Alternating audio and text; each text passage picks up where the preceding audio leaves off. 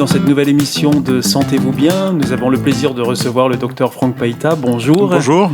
Bienvenue. Donc, vous êtes médecin généraliste Tout à fait. Puis aussi phytothérapeute. Et c'est donc de phytothérapie dont on va parler aujourd'hui. Qu'est-ce que c'est la phytothérapie, docteur Franck Paita ? Alors, la phytothérapie, c'est l'utilisation de la plante comme un outil thérapeutique. C'est d'essayer de bénéficier de ses propriétés sur la santé, donc dans la régulation de beaucoup de systèmes, quoi, en fait. Ouais.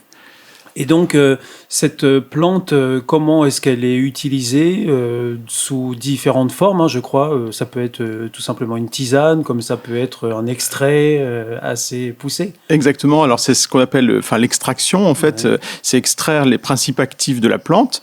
Et donc, pour ça, en fait, dans la plante, il peut y avoir des éléments qui sont plutôt attirés par l'eau ou bien qui sont pas du tout attirés par l'eau. Et en fait, alors par exemple, quand on fait une tisane, on fait une extraction de tout ce qui est attiré par l'eau.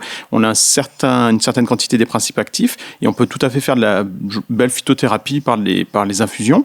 Mais après, quand on veut extraire l'ensemble de la plante, on va utiliser aussi des éléments hydroalcooliques, en fait, avec des choses aussi extraites à partir d'alcool. C'est un autre solvant qui va attirer ce qui n'est pas attiré par l'eau. Et là, on va avoir une diversité d'autres extractions, comme les teintures mères, que les gens connaissent, peut-être les extraits fluides, les EPS.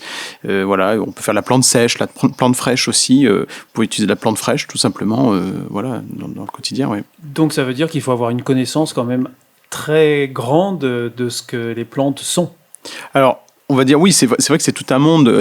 La plante a beau être juste à côté de nous, ça reste quand même tout un monde. Alors, il y a des choses qui sont du quotidien, donc on se dit, si je prends une feuille de menthe, tout le monde connaît que ça va pas me faire du mal, ou une feuille de mélisse que je peux prendre fraîche comme ça.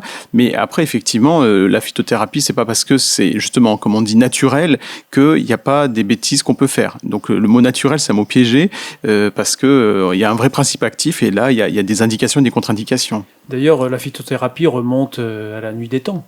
Oui, en fait, on retrouve des traces hyper anciennes. Il y a des textes qui remontent même jusqu'à 2900 ans avant Jésus-Christ.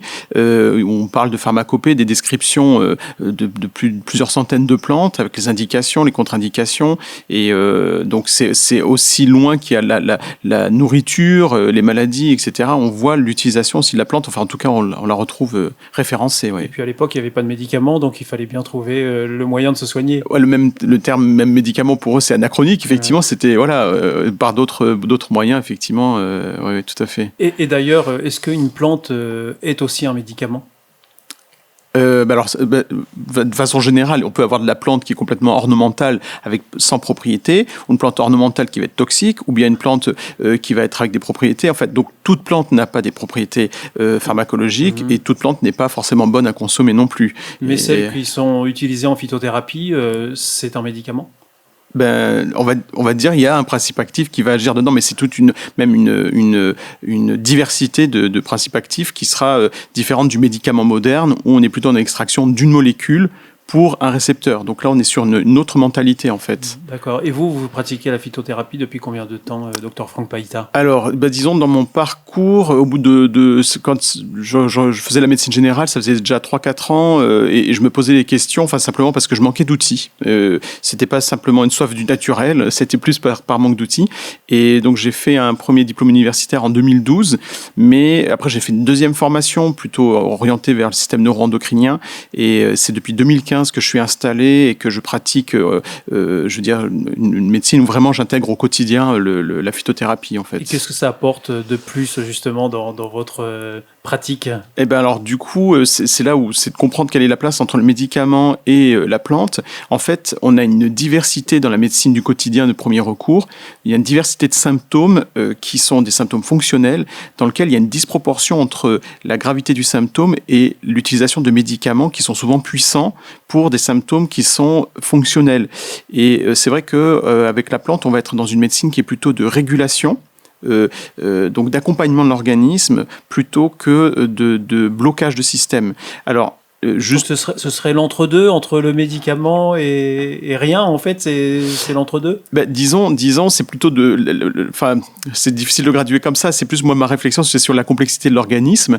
Mais par exemple, si vous avez un organe qui ne fonctionne plus du tout, imaginez, je sais pas, vous avez été opéré par exemple de la thyroïde, vous avez plus de thyroïde, mais là, on est très content de trouver le médicament allopathique qui se substitue. ou bien qui va remplacer, qui va bloquer, ou bien j'ai une pneumonie, j'ai un antibiotique, j'ai quelque chose qui va être plutôt un bloqueur de système, et là on est très content de le trouver. Mais par exemple, là où j'ai des très bons résultats, c'est sur les troubles fonctionnels intestinaux, des enfants qui font des otites à répétition, des angines à répétition, des cystites à répétition, infections urinaires à répétition, des troubles de la ménopause, etc. Et en fait, on travaille en régulation des systèmes et c'est comme si on leur redonne leur place. Et du coup, l'organisme arrive à reprendre un peu son rail, en fait, donc en quelque sorte. La plante apporte ça. Oui, exactement. Cette régulation, et par la diversité des molécules qui sont dedans, on peut travailler sur plusieurs systèmes en même temps, en fait. Alors, on n'en a pas parlé ici, Dr Franck Paita, mais dans la phytothérapie, il y a l'aromathérapie. Et je vous propose qu'on se donne rendez-vous pour une prochaine émission, lors de laquelle on abordera justement l'aromathérapie. Avec plaisir, c'est tout un monde et ça sera avec plaisir que je reviendrai. Merci beaucoup, à bientôt. À bientôt, au revoir.